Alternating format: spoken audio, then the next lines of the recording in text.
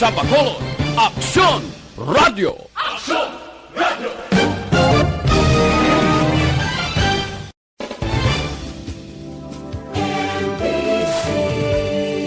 Manila Broadcasting Company. Sa balita, komentaryo, isyu, serbisyo publiko. Aksyon Radio! Sa Bacolod, Aksyon Radio! Aksyon Radio!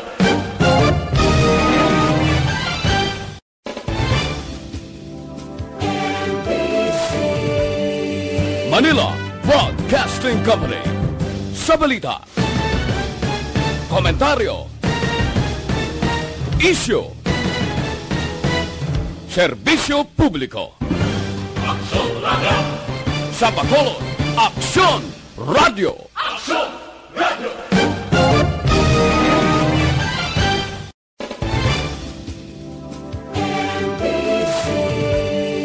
Manila Broadcasting Company.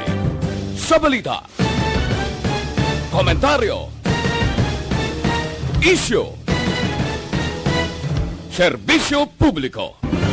Aksyon Radio! Sa Bacolod, Aksyon Radio! Aksyon Radio!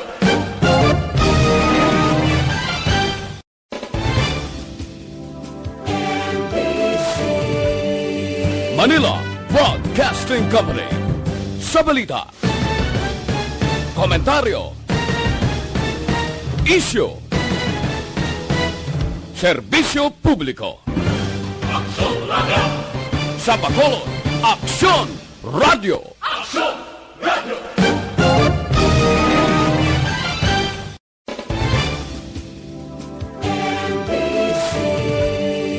Manila Broadcasting Company. Sa balita, komentaryo, isyu, serbisyo publiko. Aksyon Radio!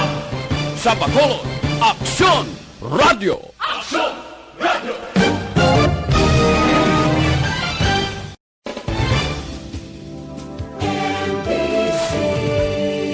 Manila Broadcasting Company. Sa balita, komentaryo, isyu, Reports, second portion. Di kalidad, kag madalong nga mga analisis sa pinakainit na balita sa bilog na probensya kag nasyon. Action Reports, second portion. Patas kag balanse na komentaryo sa mga issues kag mga balita nga nagaapekto sa mga pumuluyo sa adlaw-adlaw nga tanan. Action Reports, second portion. Upod sa veterano kag respetado nga komentarista, Aksyon Fred Salanga. Karon nga adlaw, Lunes, pizza 25 na, bulan sang Enero tuig 2021. Anano ang mga mainit nga isyo ngaton arang kadahon para karon nga adlaw.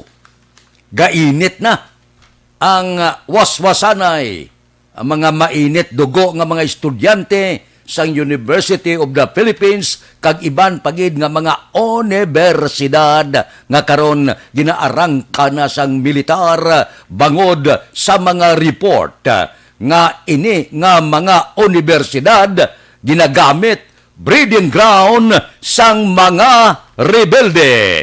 Kung pamatian ta kahapon si Defense Secretary Delpen Lorenzana siling niya ining pila ka mga testimonya.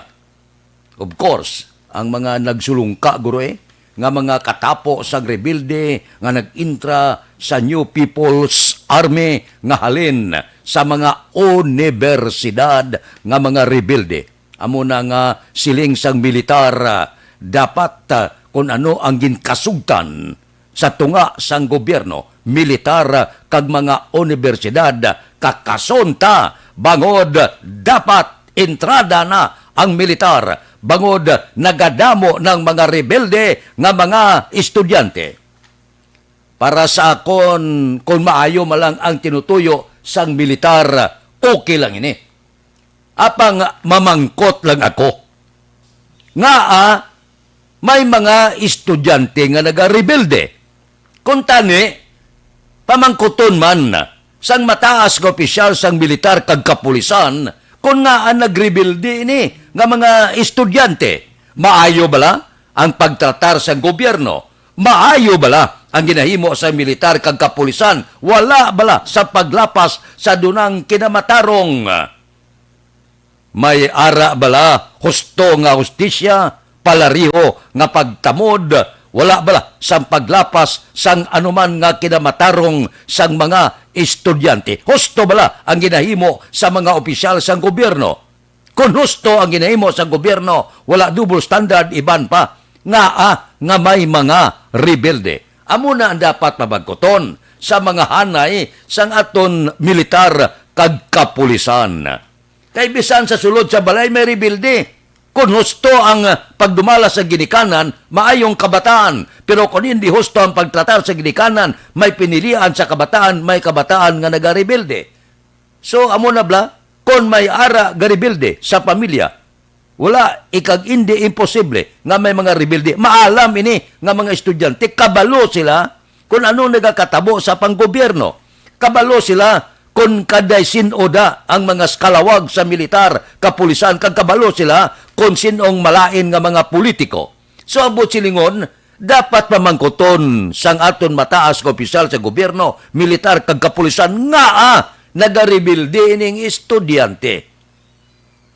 Ano ang kabangdanan? Base, may mga diferensya sa pagdumala, may diferensya sa paghatag hustisya, may diferensya sa kung ano nga bagay nga hindi konforme ang mga estudyante sa pagpadalagan. Base hindi amo ang sistema sa gobyerno kung nga may mga rebelde. Hindi man tanan nga estudyante sa universidad rebelde. Pipila lang ini sila nga nagahandom nga dapat mga lip test nga dapat gusto nila change, gusto nila pagbaylo. Dapat amo ini ang imuon sa gobyerno. Pero kung dalasaon mo tanan nga mga universidad, hindi naman inaamayo. Dapat magtimbang nga bayan. O sisaon ta, ang anay sa militar kag pulis, kag subungman, ang mga estudyante. Base kung magtimbang nga bayan, may araman, diferensya. Aksyon Radio Philippine Standard Time las 6:39. Mabalik kami pagkatapos ini.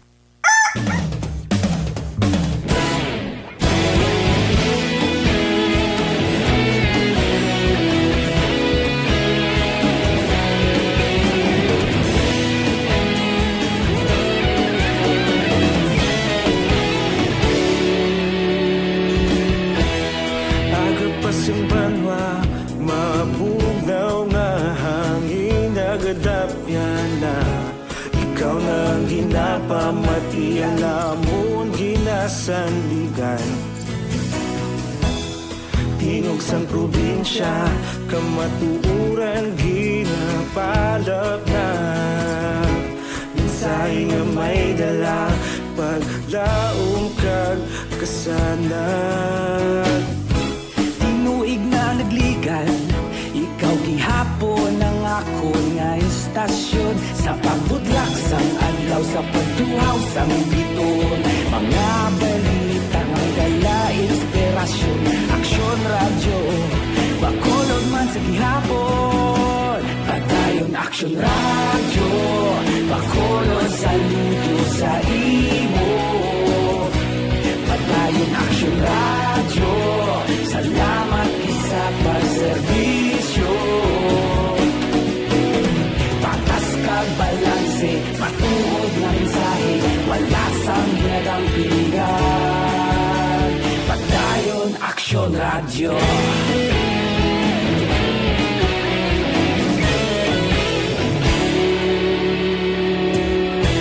Pagkulong nun kag negros sanon, inyong pamatian. Stasyon nga nagapalaplag sang kamaturan. Mabakod nga prinsipyo, reporter handa sa serbisyo. Kahapon, karun kag sa gihapon, kita magapadayon. Tinuig na nagligal, ikaw gihapon ang ako nga istasyon sa pagbutlak sang adlaw sa pagtuhaw sang bituon mga balita na may dala inspirasyon aksyon radyo bakolon man sa gihapon padayon aksyon radyo bakolon saludo sa imo padayon aksyon radyo salamat kit sa pagserbisyo patas kag balanse matuod nga mensahe wala sang ginadampigan padayon aksyon radyo Una sa balita, una sa aksyon. Sa Bacolod Aksyon Radio. Una sa balita, una sa aksyon. Sa Bacolod Aksyon Radio. Kaulog na na'y Sagsang ano nga kalintangan Responsable nga pagbalita Pagdayon na ipalag na Magasig pero sigurado Aksyon na may dala pagpalanggan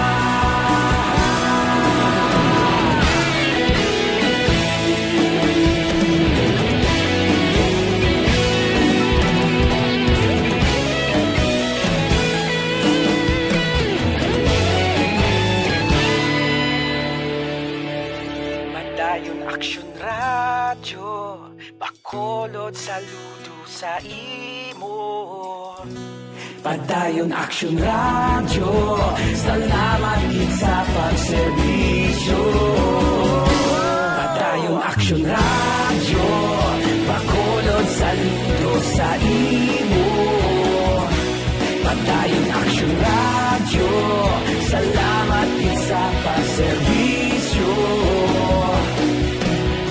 patas kag balanse matuod nga mensahe wala sang ginadampigan padayon aksyon radyo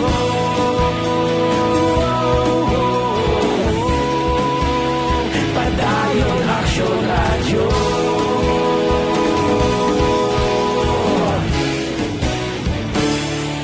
padayon aksyon radyo Kag polypeptide. Tinatawag nilang new normal ang mga aksyong nakasentro sa pagpapahalaga sa kalusugan. Ginagawa natin ang new normal behaviors na ito ngayon upang makaiwas sa COVID-19. Pero kung tutuusin, marami sa mga hakbang na ito ay mga kaugalian na ating natutunan at dapat ginagawa noon pa man. Makakatulong ang mga ito sa pag-iwas sa anumang sakit. Tulad ng paglilinis ng kamay. Time la size 45. Dumadiskaril pa. Sa kasimana na lang, posible mahalugan na ang restriksyon sa nagapag-idaron 10 anyos pasaka. Amo ini ang ginkasugtan na kuntani. Pahanugutan na nga makagwa. Suno kay presidential spokesman, nagligad nga simana, si Roque Silinya. Mang restriksyon niya matupain ni siya kag mapatuman Pebrero 1, badali nilang kutani. Di subong kundi 15 anyos, tubtob 65 anyos, ang inatugutan na sa gobyerno nga makagwa. Di suno man sa nagligad nga simana, kay Interior Undersecretary Martin Dino, kung madumduman, sila niya okay, pasugtan na, pero istrikto gyapon ipatuman ang mga regulasyon sa ikayong lawas. Disgrasya, kahapon na monitor naton, may naigo na sang bago nga variant sang COVID-19 ang nagapag-idaron 5 tubtob 10 anyos.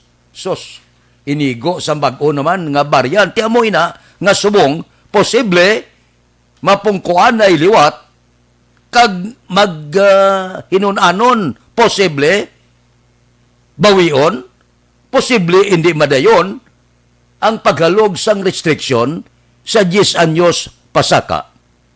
Amo ni nga daga huy-huy paka sa ukon pako sa pila ka mga ginikanan kag mga kabataan. Enjoy ng kabataan mo. Sili sa ginikanan. Okay.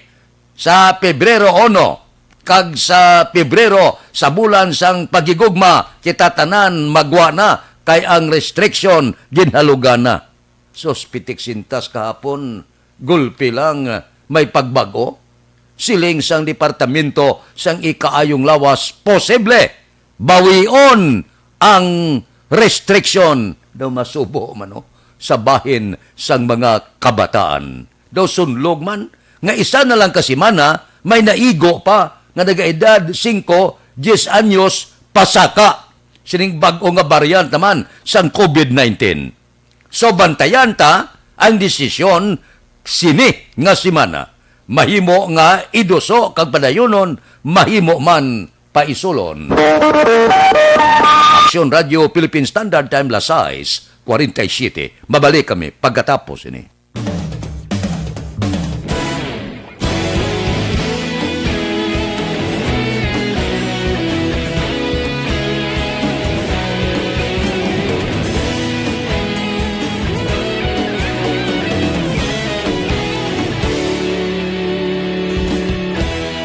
Agapasumbanwa, mabugnaw nga hangin nagadapyan na. Ikaw nang ginapamati ang amon ginasandigan. Tingog sang probinsya, kamatuuran ginapalap na. Mensahe nga may dala, paglaong kag kasanan. Tinuig na nagligan, ikaw gihapon ang ako nga estasyon. Sa pagbutlak sang adlaw, sa pagtuhaw sang biton. Mga balita, magdala, inspirasyon. Aksyon radyo, bakolod man sa gihapon. Padayon aksyon radyo, bakolod saludo sa imo. Padayon aksyon radyo, salamat sa pagserbisyo. Patas kag balanse, patuod nga mensahe, wala sang ginadang pilihan. Padayon aksyon radyo.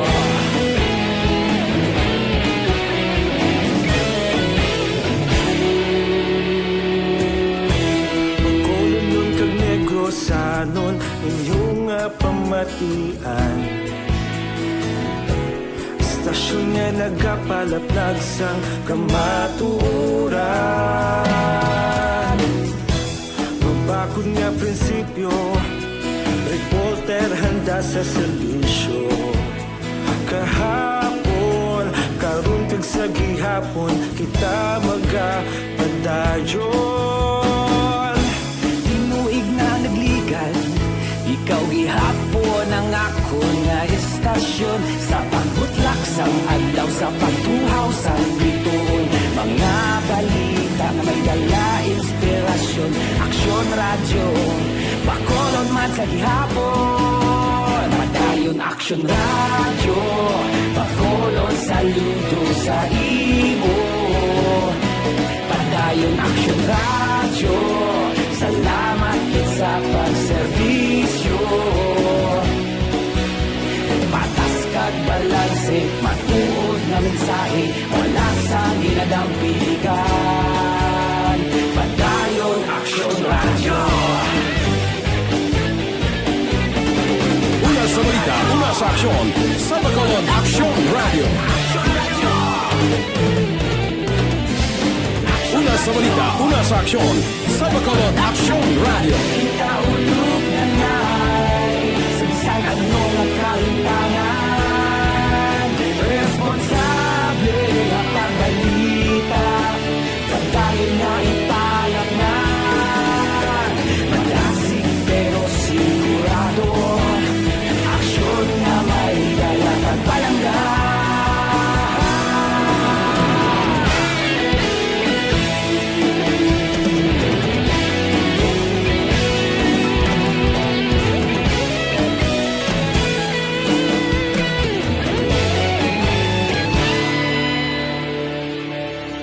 Padayon aksyon radyo, bakolod saludo sa imo.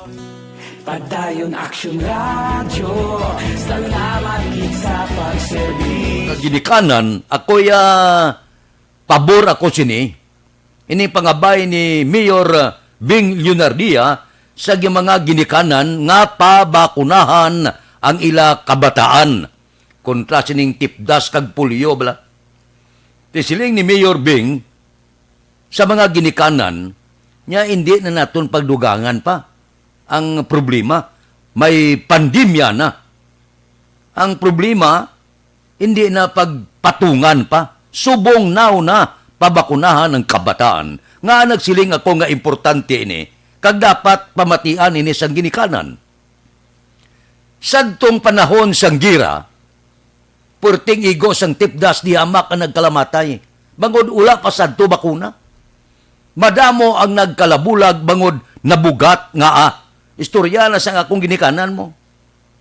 May tipdas, may mga hapon kundiin ka na gapanago, pagsiling nga rapon sa ilok at dalagan ka man, bitbit ang mga bata nga may mga tipdas kag kun ano pa, damo kayong nagkalamatay, bangod wala pa sang bakuna. Sadto nga tion wala man bakuna sa pulyo. Kita nyo kabataan na kaluluoy, iban gagagmay ang tiil, iban di kalakat, purtining igo sa pulyo, ti hasta mintras ni kung mabuhi siya, hasta mintras nang agapagipagi ang bata, maluoy ka sa kilid, papungkoon mo sa kung wheelchair kag ano pa, bangod ti may pulyo na gamay ang tiil kag iban na piang bangod sining balatian. So hindi lahog-lahog ini.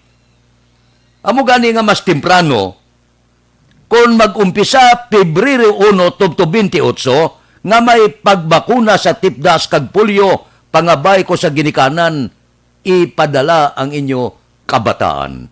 Kay purting pag-antos, iba niyo, ining naglagmay tiil kag hindi kalakat naglagko na, pulyo na siya. Kasi itong una, wala pa bakuna. Kag kung may bakuna naman, ang iban nga ginikanan, ginapabayaan ang kabataan, gapanawagan na nga pabakunahan, hindi. Kay wala panahon, kay ginapalipat-lipatan, si pala abuton sa kabataan. Maluoy ka sa kabataan, no? Nga pagdako, hindi siya kalakat, yan nagagmay ang tiil, kag iban pa. So, ari ang tsansa, pabakuna kita. Ang pagbakuna sang tipdas, ang mga siyam kabulan, tublob 5 katuig nga bata. Ang pagbakuna sa polio, para ini sa bagong bunag, galapsag tubtob 5 katuig. Pagkatao ya, pabakunahan mo, parang hindi sa atakiyon sang polio, kay konsudlong ka sang polio nga balatian, pobre, pagdako sa kabataan, kubabuhi siya, makaluluoy ini siya. Amo na nga ining panawagan, eksakto gid. May COVID-19 ha, ti gusto ng panawagan sang alkalde, hindi tana pagdugangan pa ang problema. Ang panawagan sa gobyerno, libre, pabakunahin na ang inyo kabataan, maluoy kamo sa buwas damlag nga kabataan, nga daw hindi ya pareho sa normal nga kabataan. May ara nga kon mabugat, mapasmo, sining tipdas nga kabulag. Pobre man ang kabataan, pagkabunag ya kakita sa sang kalibutan, gamay pa siya. Pag mabugat siya, nagpiyong ang mata, hindi na siya magkakita, mintas tanto, daw ano kasakit siya na batyagon kung ikaw ginikanan. Subong man sa pulyo, kung makita mo nagagmay ang tiil, napiang kung ano pa ang kabataan, hindi na daw maguba ang dugan mo. O kung basulon yung kagalingon nyo, nga ginapanawagan na nga pabakunahan, ginpabungol-bungulan ninyo. So ako ya, upod ako dire, sa panawagan, mas bata pa ang tanan nga proteksyon ihatag ta. Aksyon Radio Philippine Standard Time, las 6:56. Mabalik kami pagkatapos ini.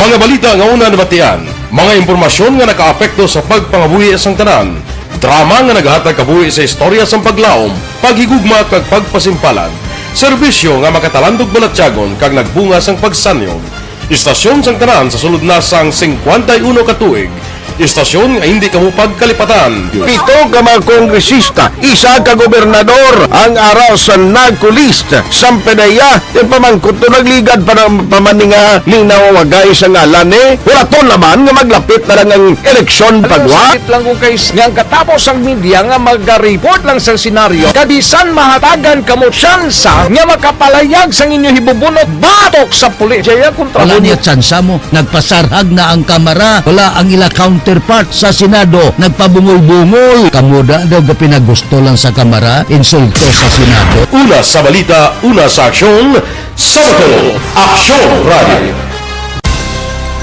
Today, DOA is confirming that a 38-year-old female Chinese patient under investigation, or PUI, is positive for the novel coronavirus 2019 DAS-CoV.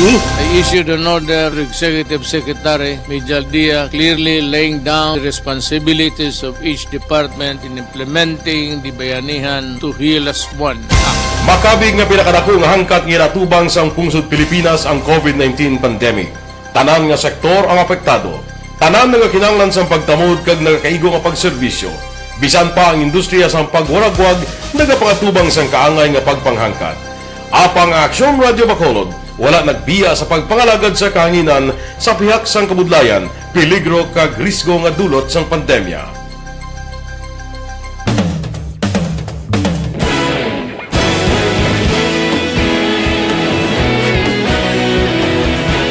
Sa sunod na sang 51 katuig, nasaksihan ang dedikasyon sa Aksyon Radio Bacolod sa pagdulong sa mga balita kag impormasyon para sa interes sang mga pumuluyo. Pila na ka henerasyon ang nag-agi, komitido sa gihapon ang Aksyon Radio Bacolod nga mag-alagad sa kahanginan nga tampad, wala sang ginadampigan kag ginahalungan ang kamatuuran. Sa tunga sang mainit nga away sa politika, ang istasyon nagapabilin na nga patas sa pagtalakay sa mga isyu kag problema.